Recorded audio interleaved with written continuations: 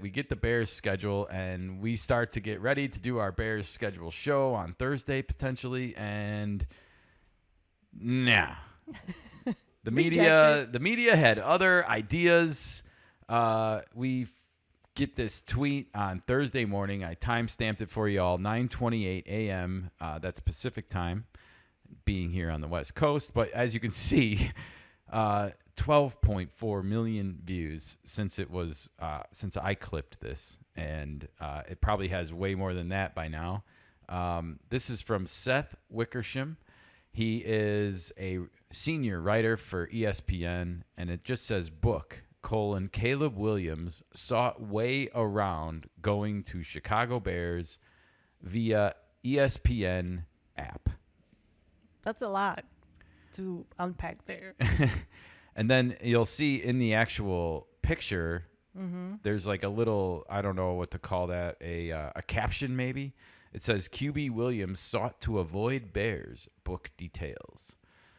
Oh. This was a lot to process for Chicago Bears fans. You know, like I saw a lot of like, how are we feeling about this kind of stuff going on? But this was big breaking news. And before we get too far into it, I just want to point out a couple things. I screen grabbed Seth Wickersham's profile page on X here, so we could just see like he's a ESPN senior writer, he's a New York Times bestseller, and you'll see here in the top graphic there's this book, American Kings, a biography of the quarterback by Seth Wickersham. So this is his new book that's coming out, and I actually traced this origin back to March 15th. It says, American Kings, a varied and thorough look at what it means to be a quarterback, will be out on September 9th.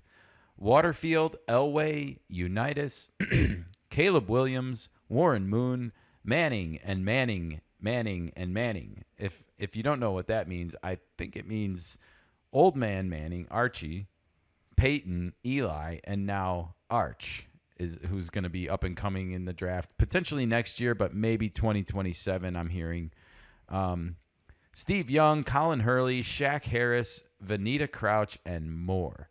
As you can tell, this is a big book with a lot of names in it that are familiar and maybe unfamiliar, but Elway, Unitas, and Moon, surely any football fan will know. The Mannings, of course.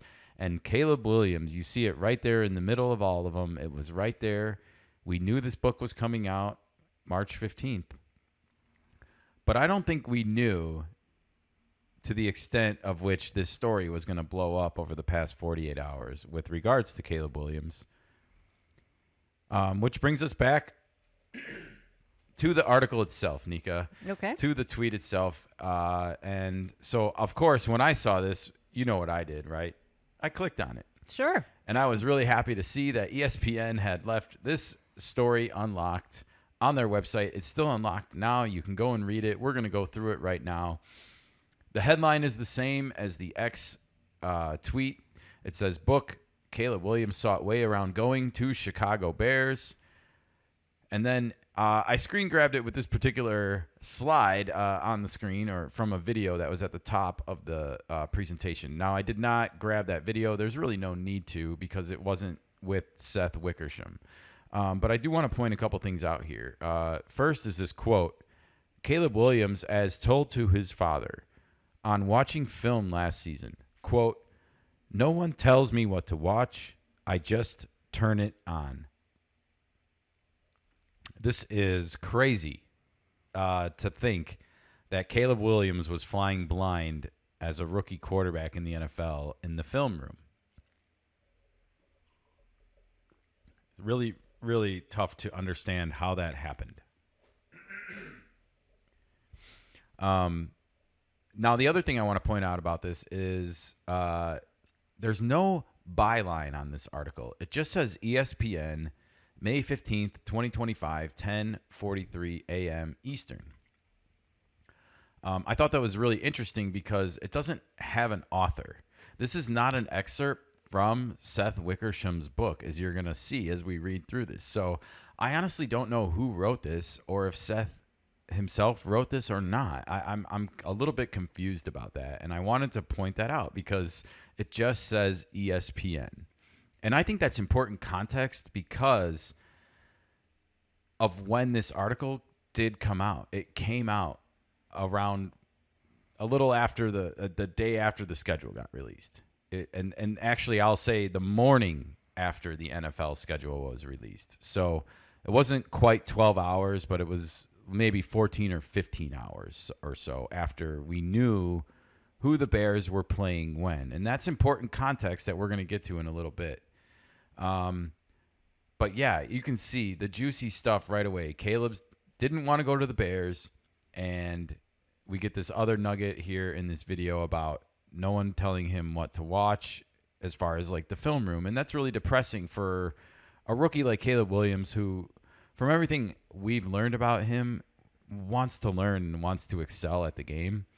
So for him to have to go through this and not really have anyone there helping, and I've heard people say like, well, he should ask if he wants help, and I will say yes, that's true, but it's also not necessarily his responsibility. He needs to have a better relationship with one of his coaches, and I hope he has that now. We'll of course be talking about that later with Ben Johnson, but let's get into this article, shall we, Nika? Yes, All absolutely. Right. I'm going to read through this with everyone, and we're going to talk about it along the way. Let's just get started, shall we? Quarterback Caleb Williams was so concerned about being picked by the Chicago Bears in 2024 that he and his family weighed circumventing the entire NFL draft, consulting with lawyers to figure out a way around the league's collective bargaining agreement while considering signing with the United Football League, details from a forthcoming book reveal. Well, that is sure a whopper of an opening statement. They're promoting the book. You go from sought way to around going to the Bears to basically like circumventing the entire NFL draft process completely. Wow. I was intrigued when I read this. Like, holy crap, they were actually serious about this. Like, Caleb was going to try and pull an Eli Manning of sorts, you know, and like be like, I don't care if you draft me, I'm not going to play for you, and we're going to figure out a way around it on our end if we need to. That's kind of how this comes across. But correct me if I'm wrong. Caleb Williams' dad did not play football.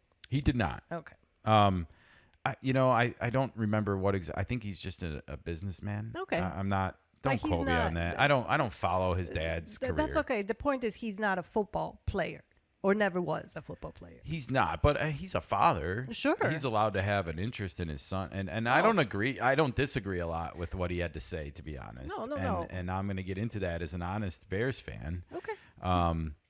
But he writes here, Chicago is the place quarterbacks go to die. Carl Williams, Caleb's father, told Seth Wickersham, author of American Kings, a biography of the quarterback, in the months before the 2024 draft. So the way this whole sentence is framed, one thing is for sure is I don't think Seth Wickersham wrote this. Otherwise, he just referred to himself in the third person. But the important nugget of information, of course, is that Chicago is the place quarterbacks go to die. This is Caleb Williams' father talking about the Bears, even before the draft last year. We had heard whispers about this, that there might be this rug pulled out from underneath, that like they weren't necessarily happy that he was going to wind up going to the Bears. This seems to confirm a lot of that. It does. So, and again, I can't say I hardly blame the guy. I mean, if you look at what's happened in just recent years with Justin Fields and Mitchell Trubisky, two up-and-coming quarterbacks that were not looked at as like helpless coming out of the NFL draft, certainly looked helpless by the time they left Chicago and had their careers here end. We'll see if Justin Fields ever amounts to anything now with the Jets. Pittsburgh didn't seem too impressed with his skill set. And so now here we are. We have Caleb Williams. But the Bears quarterback position has been wrought with misery since I was a child, Nika. Oh. And so this goes back like 40 years and then some. I mean, for all Jim McMahon's praise, he was not Joe Montana. He was not Steve Young. He was not Troy Aikman. He was not Tom Brady. So there's just a lot of, the quarterback play in Chicago has left a lot to be desired over the years. The best quarterback we had was Jay Cutler, and he's best known for being a meme smoking a cigarette on the sidelines. I was just gonna mention that. That's what comes to mind first when you think of Cutler. It is the first thing that comes to mind. So think about that. You think Caleb Williams' dad doesn't know that? Oh, I'm sure he does. I think that's the first thing he thought of when he thought about the Bears quarterback was Jay Cutler hanging with a cigarette out of his mouth. Most likely, or some version of it. Of course, I would say the second thing I think of when I think of Bears quarterback play before Caleb Williams is Rex Grossman, and that leaves a lot to be desired. And it wasn't all bad. We got to the Super Bowl with him, but we didn't get to the Super Bowl necessarily because of him. And we certainly didn't win the Super Bowl against Peyton Manning with him, even though Devin Hester spotted us 7 points right off the opening kickoff. So it just shows you that we've not gotten this position right throughout my entire lifetime. I was born in 1981. I missed the 1985 Bears by I don't remember it. I remember more watching the VHS tape at my grandma's house more than I actually remember being alive during the actual game itself. But I grew up worshiping that team still. Everybody in my family talked about that team, the 85 Bears, the best team of all time. And because of that, I still believe that to this day, that they were. And I wasn't even really alive for it. I was alive, but I wasn't consciously remembering it. Almost like a legend or lore. All right, well, let's get through this last sentence here. Caleb Williams wondered aloud to confidants, do I want to go there? I don't think I can do it with Shane Waldron, former Bears offensive coordinator. That's the guy that got fired. He got fired in the middle of the season before even Matt Eberflus got fired. Right. That was the first casualty. He was the first casualty, and we're going to read more about Shane Waldron as we go on. But boy, oh boy, this brings me back, Nika, to before the draft even happened last year. You and I were spending a lot of time talking about this. I was excited. I was like, oh, my gosh, we're going to finally maybe have a chance to get a legitimate franchise quarterback for the Chicago Bears and someone that we can have for 10, 15 years. Like, what consistency could that do, and finally end all these demons? But what did the Bears do? They did the wrong thing. They should have cleaned house last year before they even drafted Caleb Williams and hired a head coach who, A, believed in him the way that they apparently believed in him, and B, a head coach who would then hire better coaches. We didn't have the right guy driving the car last year in Matt Eberflus, and the best thing that they could have done was clean out all of that garbage and just started fresh with a brand new quarterback and a whole new system. So everybody's on the same timeline, basically. Correct, because even though things are in a different place now, and again, we're going to talk about that at the end of the show more because we're going in order here. I think people will argue that he has lost a year, and you don't have many years of shelf life in your professional athletic career, and nobody wants to lose a year. So the fact that everyone's kind of telling him right now, you lost a year, I think is, it's going to weigh on his psyche a little bit. So, but maybe you frame it in more of a positive way. If you didn't lose a year, but you learned through that process what not to do. Well, I think there's something to be said about that. And I want to be clear. This is what a lot of other people are saying. Mm-hmm. I feel like there's a little bit more of a patient outlook in all of this. I also grew up watching another athlete in Chicago named Michael Jordan, who came into the NBA in 1984 and didn't win a championship until 1991.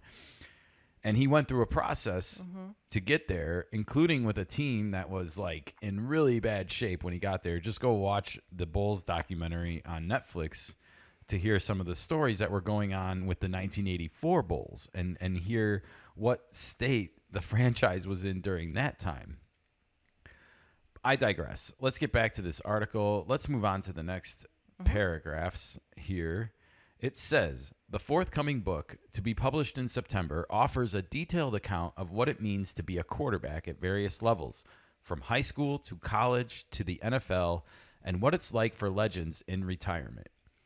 It features unprecedented access with dozens of quarterbacks and generational greats such as John Elway, Johnny Unitas, Warren Moon, members of the Manning family, and Steve Young, among others. It also includes current signal callers such as Kirk Cousins and Drake May. Drake May was drafted last year, number 3 overall by the New England Patriots. And as we know, it also includes excerpts from Caleb Williams. Additionally, there are new details inside the ruthless recruitment of Texas quarterback Arch Manning and the youth quarterback circuit. It also chronicles LSU quarterback Colin Hurley's near-death car wreck in January and subsequent full recovery. Wickersham is an ESPN reporter. His first book on the New England Patriots was a New York Times bestseller. Hey, bravo. Thank you. All right, so we get a little backstory on the actual book itself and what its purpose is. This is not like a book that was written just to torch Caleb Williams and the Bears. This is a book to glorify the American quarterback and I guess a kind of behind-the-scenes look generationally at what it takes to become a starting quarterback in the NFL. And if I was writing this book, I would want to talk to Caleb Williams too, because not only was he a number 1 overall pick, he wanted to be a number 1 overall pick for almost like a decade before he was drafted. It was his goal to be the number 1 overall draft pick in the NFL draft. Okay. And I will say to that, you don't always get to choose who you go to when you want to go number 1. It's kind of like the team that's supposed to draft number 1 is the team that needs you the most. Well, that's fair. Potentially. And Bears did need a quarterback. Yes, we do. And we hope we don't anymore. So I just want to point that out. Okay. Here you can see on the next slide, we get a look at this cover of the book, and it says this story is based on reporting from ESPN senior writer Seth Wickersham, whose book American Kings, a biography of the quarterback, is to publish in September by Hyperion Avenue, a division of the Walt Disney Company, the parent company of ESPN. All right, on with the article. This book offers an inside look at Williams' state of mind. Carl Williams went to great lengths to try to circumvent the NFL draft, Wickersham writes, wanting to give his son an opportunity to choose his future employer. You'll remember what I just said. When you're the number 1 overall pick, when you want to be that, you don't necessarily get to choose who picks you. So I kind of find that whole idea a little bit contradictory, to be honest. You know, like if you wanted to pick your employer, maybe you shouldn't have been trying to be the number 1 overall draft pick, is all I'm saying. The Bears had not drafted a star quarterback since the 1980s, and their recent draft selections, Mitchell Trubisky and Justin Fields, did not pan out. And we just talked about that. Like, it was I don't know what the Bears were necessarily thinking throughout the last 15 years, but they certainly have not made sexy head coaching hires, and they certainly have not made the sexiest of, draft picks when they could have. They famously drafted Mitchell Trubisky ahead of Patrick Mahomes. And there's people that think if the Bears would have instead taken Patrick Mahomes, that we would still be in the same situation now, that he just wouldn't have become what he's become with Andy Reid and the Chiefs, because coaching matters. Go figure. So the Bears' inability to bring in a sexy head coach, an offensive-minded, sexy head coach, I think, is what's really led them to this demise. And they've never modernized as a franchise. Like a lot of their fans even look at them as like this defensive running team, and it's like that's not the NFL anymore. Yes, you need to have a running game. Yes, you need to have a good defense, and defense probably still wins championships, but it's a high-octane passing game where you can flip the field at any moment, and that's what we want. We want a modernized offense. Absolutely. Carl Williams was worried that with the franchise's history, stadium uncertainty, and offensive performances under then head coach Matt Eberflus, Caleb Williams wouldn't have the organizational support to succeed. And it turns out he was 100% correct about this, Nika. He was sacked last year more than any quarterback in NFL history. Not just rookies, not just first years, not Bears, anybody in the NFL. He was sacked more than. Tough kid, Yeah. when you think about that. Growing pains. Definitely growing pains. And so hopefully, that didn't rattle him psychologically too much. And I think he's a tough kid, and I think he's tougher than a lot of people want to give him credit for because of some of the off-field shenanigans with regards to like painting his nails and other crap like that. I don't care. I care what happens on the field. Exactly. All right. He says, quote, "I don't want my son playing for the Bears," Williams told several agents in 2024. I mean, you can't get any more clear than that, right? So it was clear that he thought it was a bad idea. Looking for a way around the league's collective bargaining agreement, Carl Williams spoke with Archie Manning, who helped Eli Manning assert a measure of control over his eventual team in 2004. He also met with labor lawyers and agents and even considered whether his son could sign with the United Football League and become an unrestricted NFL free agent in 2025 to be able to pick a team.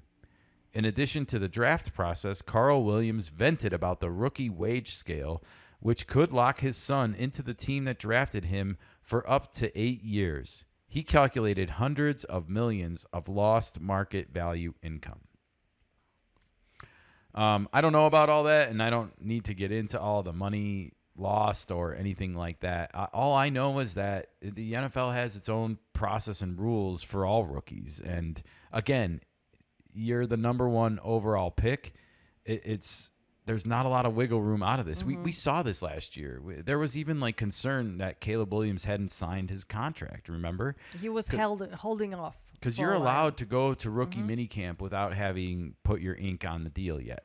It was him and Roma Dunze. Both of them were holding off. They both were, but I think people were more concerned about the Caleb Williams aspect of it because there was all these rumors in the background, and like there were talks that he wanted part ownership of the team, even or equity into the actual franchise as part of his contract. But the NFL shot that down, not the Bears. This was all Caleb Williams' dad trying to be cute and creative on the back end, and the rules are there for a reason. It's okay though that he did it. But the fact is, the rules are there for a reason, and they cannot break the rules because of Caleb or anybody else, any other player, because it opens the door for everybody else trying to ask those questions or try to skate around the rules. Well, I think it's really funny here that he actually talked to Eli Manning's dad because that is one of the most famous draft stories in my lifetime that I can remember. If you were to tell me what was the biggest NFL draft story of my lifetime, I would probably say the Eli Manning fiasco that happened at the 2004 draft. I remember, holy crap, like you can do this? You can literally like hold another team hostage like this and be like, I'm not playing for you. Well, it turns out you really can't unless your dad is like a former NFL quarterback and savvy with the NFL establishment media. And yeah, he wound up getting what he wanted. I don't know if Caleb Williams would have had the same luck last year. And I'm just glad for the Bears' sake. I'm a Bears fan, even though a lot of this is of their own making. I'm just glad that for their own sake that this did not happen.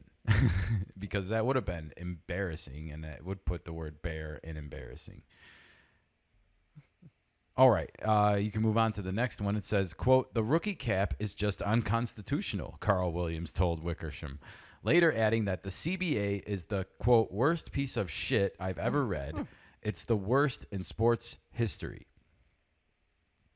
Okay. I don't know what to tell you, Carl. It's the league that your son chose to play in. Maybe you should go to the United Football League if you want to play on different collective bargaining agreement rules.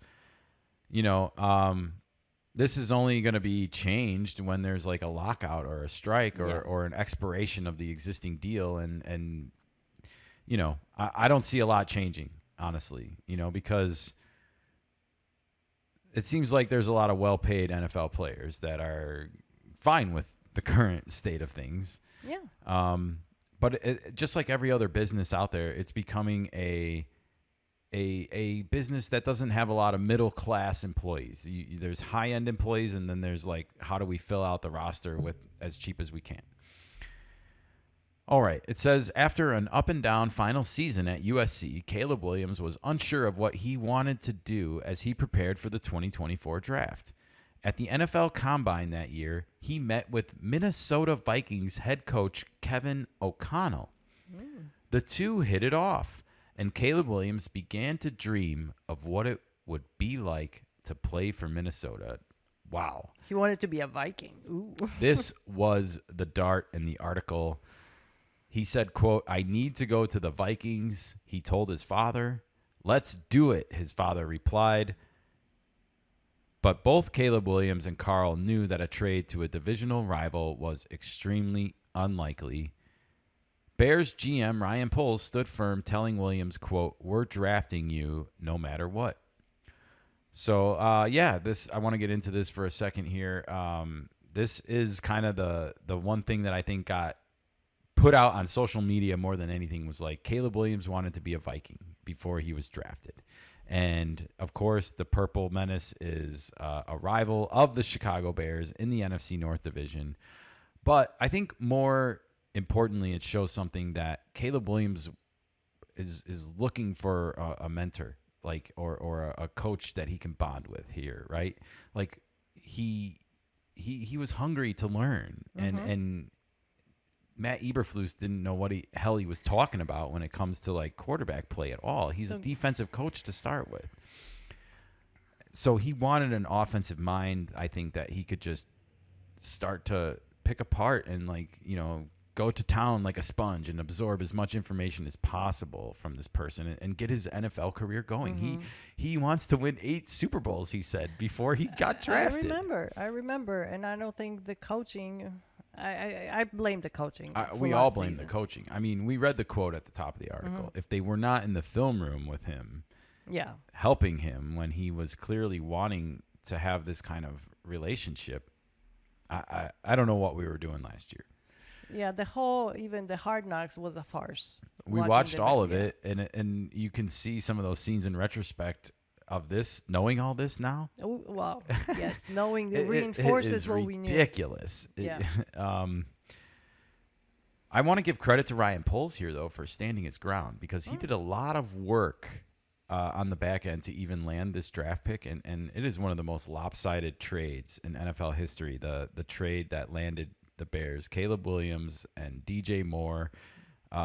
It's amazing, and there's more players on that list too, but including, I think, Luther Burden III, the new Chicago Bear wide receiver. All right, well, interesting that they both had this realistic idea, though, that they were not going to be able to get out of this, and that left one option. I'm going to continue the article now. That left one option: to publicly attack the Bears and the city of Chicago, hoping that it would make the situation untenable, similar to what Jack and John Elway had done with the Baltimore Colts in 1983. I was 2 when that happened with John Elway, and I always remember John Elway as being a Denver Bronco. And so I'm not totally sure about this background of this story. It's probably a tale for another time, but I can imagine that they attacked the ownership or the team or the state of the team, and to the point where the relationship was so toxic there was no repairing it. Obviously, John Elway went on to have success with the Denver Broncos. He was one of the best quarterbacks of all time. He won a Super Bowl. Did he win 2? I don't remember if they won in 97 and 98 or just 98. I don't remember. But Okay. They did win a Super Bowl for sure with John Elway. And, all right. So, quote, "He's worried about me taking bullets," Carl Williams told Wickersham of his son. Quote, "I don't care. I just don't agree with this shit, you know? I'm more interested in making sure that he can do what he wants to do." I think, you know, when it comes to working, for most of us, it's mutually beneficial, right? We all have a choice in it. And when you're drafted into professional sports, you don't necessarily have a choice of who you get picked by. Michael Jordan did not have a choice of getting picked by the Bulls. The Bulls picked him.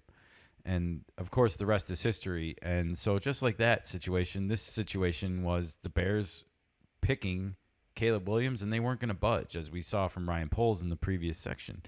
So I think this is just a father venting a frustration about, like, how the working process works at the professional level, and that you don't necessarily have a choice in who you play for right away.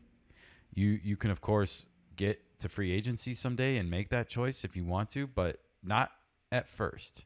It doesn't work for anybody that way in professional sports. You have to prove yourself before you have some power to negotiate anything. Absolutely do, and it goes for every single sport, every single person drafted, even if you're the number 1 overall pick. Yeah. All right. It goes on to say, but Caleb was concerned that if they did try and the Bears refused to trade him, it would make a tough situation worse. In the end, Caleb Williams told Wickersham, quote, "I wasn't ready to nuke the city." That's an interesting quote, because I think Bears fans would have definitely vilified Caleb Williams had he pulled some kind of Eli Manning on them or tried. You know, you're talking about the charter franchise of the NFL, the oldest franchise of the NFL, the team whose owner founded the league. And I know the Bears have seen dark days in recent memory, but there is still stature and, you know, prestige that goes along with that franchise for that alone. Do you think that Chicago would have burned down? Like, well, no, I don't think so. I think they just would have held his feet to the fire every time he visited, especially if he was somehow able to finagle his way into the Vikings uniform, you know, like he wanted. Ooh, it would have been ugly. Oh man, and it would have been ugly for his whole career. Yeah. And in retrospect, they should be glad that they didn't do this, and I'll talk about that at the end. Okay. After a pre-draft visit to the Bears facility, Williams believed he could be part of a process to turn the franchise around. Quote, "I can do it for this team," Caleb told his dad. "I'm going to go to the Bears." The Bears declined to comment. Oh, no shit. This is interesting. They actually didn't, and we're going to get into that. But they did comment because Ben Johnson made comments to the media about this story. So, well, they didn't comment for the book. They didn't comment for the book, probably, but they did comment about this story. Okay. And so I feel like this is a little bit of misleading statement because Gotcha. Ben Johnson, we'll talk about it in a minute, got ahead of this story in a way. But this is a good sign because I don't know if what Ryan Poles and Caleb Williams talked about here, and it's apparent that Carl Williams was not really involved in the process. If he was watching from a distance. Mm-hmm. But he took a back seat, basically. He took a back seat. He let Caleb make the choice. Mm-hmm. And I think that's the best thing any parent can do, even when they feel like it's against their own judgment. Sure, but you have to make your own choices. And if you stick with them, you know, you have to take responsibility for it. And I think Caleb showed that he did. It's true. And so even though he didn't really want Caleb to go to the Bears at all, he at that moment apparently decided to just stay out of it. Yeah. And he decided to support his son. Absolutely. I think he knew that Caleb was chasing a false sort of I don't know what was sold on him, you know, in terms of like what led him to believe he could be part of a process to turn the franchise around, as it says here in the article. I don't know what they told him or what they showed him to make him feel that way when he came back and did this 180, apparently, where they said, we're not going to go nuclear. Mm-hmm. But I always argued, even last year, when this was happening, before Caleb was drafted, like, this is the opportunity of a lifetime for a quarterback. And I know it doesn't look like it on the outside looking in, but you have a fan base that is starved to be modernized and to see their team become the 49ers of the 80s, or the Cowboys of the 90s, or the Patriots of the 2000s. We are starved for that. It's a franchise ripe for it. It really is. Absolutely. Everybody around the Bears, the neighbors, are modernized except the Bears. And so the fact that you have an opportunity to do that with such a storied franchise and be the first still for a franchise that's over 100 years old. Yeah. That is special, and it's not an opportunity that you should just turn your back on because of what's happened there previously. It should be looked at as this opportunity to finally be the one, Yeah. And if you feel like you have the power to do that, I think that's even better. Oh, absolutely. I mean, you're talking about you become a legend. Immortal. Right. You will have a statue. You'll have your Jordan statue outside of Soldier Field or Arlington Heights Stadium, wherever the Bears wind up playing. But yeah, I mean, you talk about legendary greatness. Hell, I mean, if they do build that new stadium, they will. I mean, they're going to build a new stadium. They will host a Super Bowl. You could host a Super Bowl of your own team. There's nothing that prevents that from happening. The Arlington Heights area where they're gonna build that stadium is perfect. It will accommodate people from out of town. You can take a train. It's a great place to build a new stadium. Oh man. Well, the Bears. The Bears. Never give up faith, my friends. We're going to go. continue into this article because now that the decision has been made, we're going to fast forward a little bit. It appears in the article to the actual season that happened once the draft was over. It says the book also sheds light on Williams' tumultuous rookie season in which both Eberflus and Waldron, Shane Waldron, were fired, and the Bears lost 10 straight games. Yes, they did, before finally winning against the Packers in the final week of the season.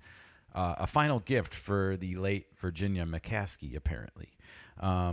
But they did lose 10 straight before that final victory, ending the season 5-12.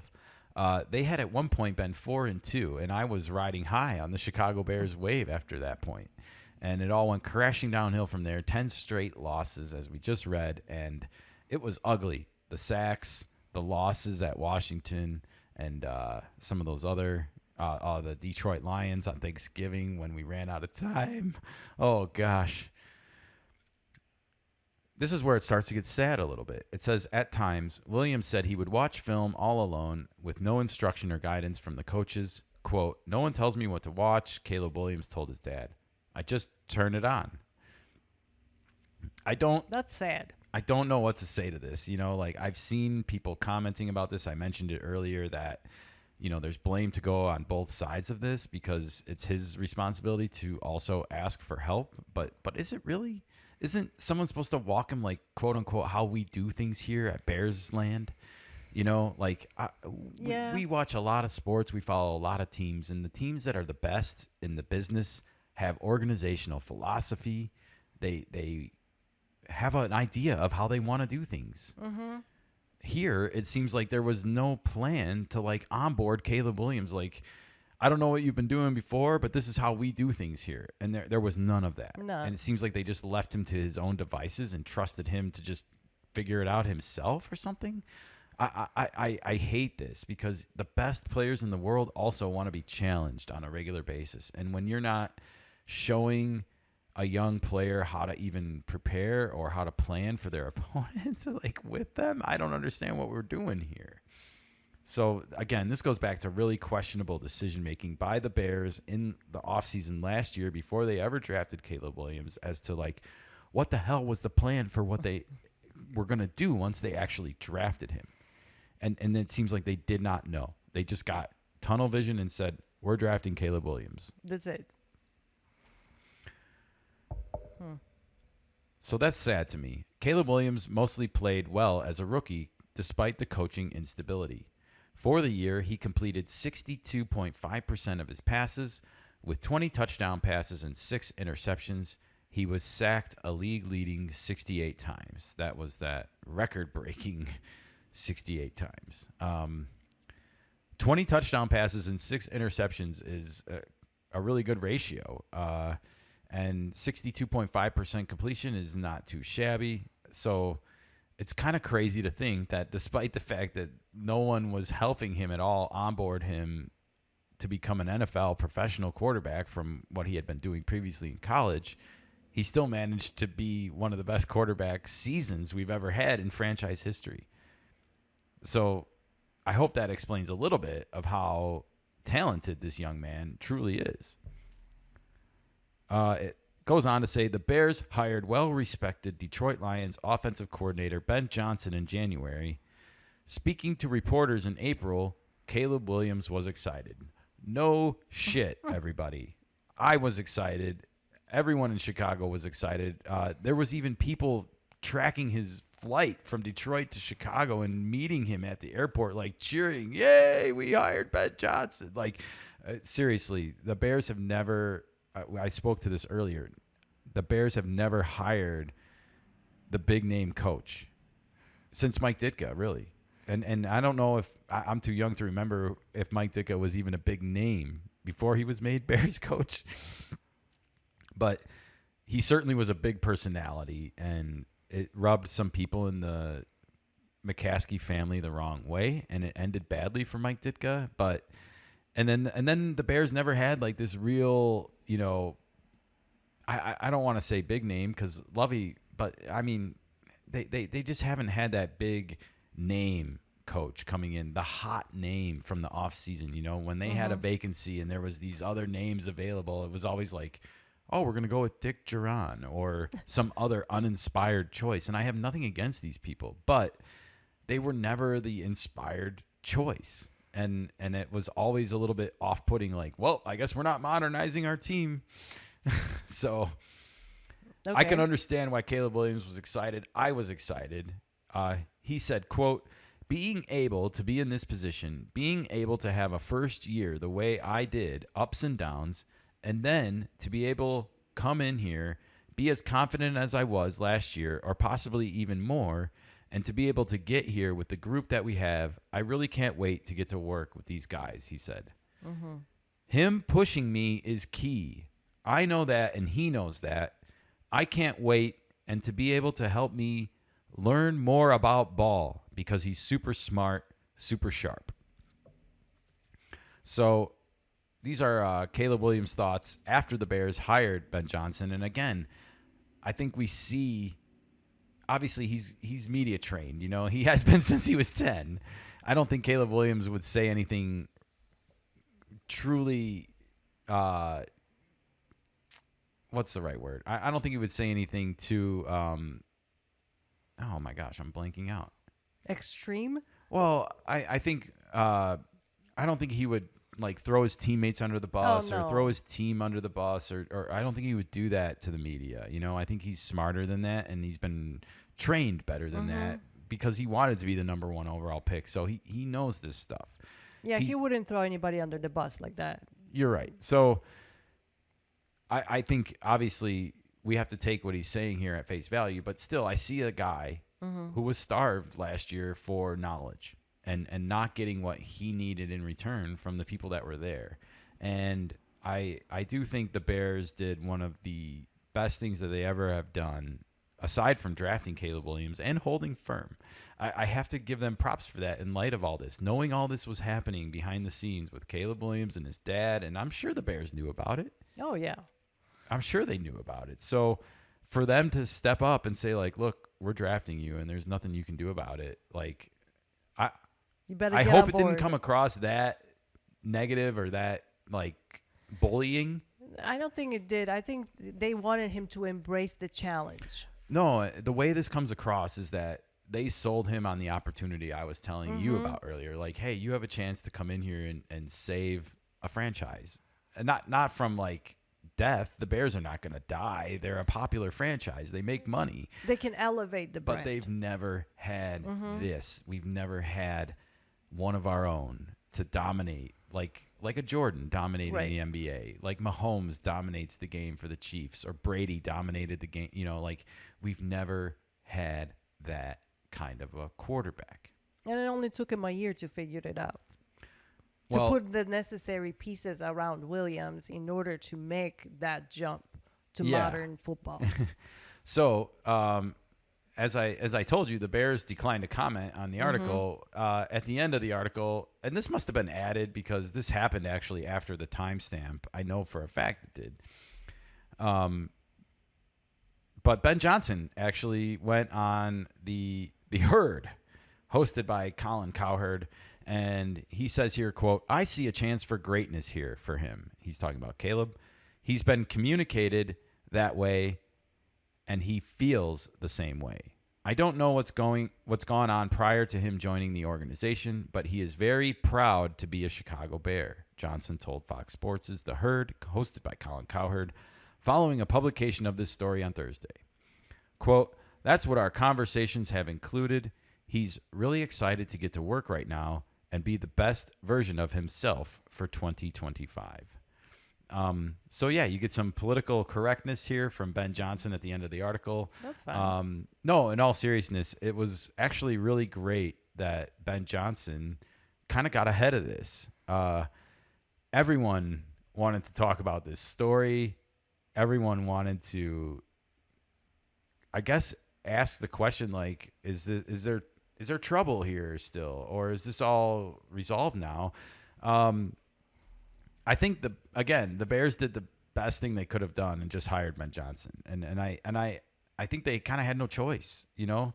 Well, also Ben Johnson wanted to come to the Bears. It He was a did. mutually beneficial agreement, so it works He for definitely everybody. seems excited to be here and Yeah. and be able to coach Caleb Williams and the rest of the team, of course. But I mean, let's be honest. Ben Johnson is a offensive-minded coach. He's been called like the next genius as far as schematics and scheming.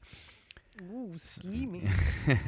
and the fact that he's excited to be here with Caleb Williams, and then you see what the Bears have done in this offseason now. They have just signed 3 offensive linemen through free agency. They drafted another one in the second round. So they have a brand new offensive line for this kid after he got those 68 sacks last year. And I'm sure that's going to be of utmost importance. Is first and foremost, we need to protect this kid. And hopefully him being around a coaching staff like that and an emphasis of that message will help him feel at ease. Aside from that, I feel like this wrap up here didn't do a great job of all of Ben Johnson's work that he was doing on Thursday to get ahead of this story. And I also find it interesting that at the top of this article, you don't see like updated later on to include quotes from Ben Johnson, right? A lot of times you'll see articles have those kind of timestamps added if there's additional information added. So here you can see they're acknowledging that these were posted after the original article was posted, but they didn't post any times of when it was updated or changed or modified, anything like that.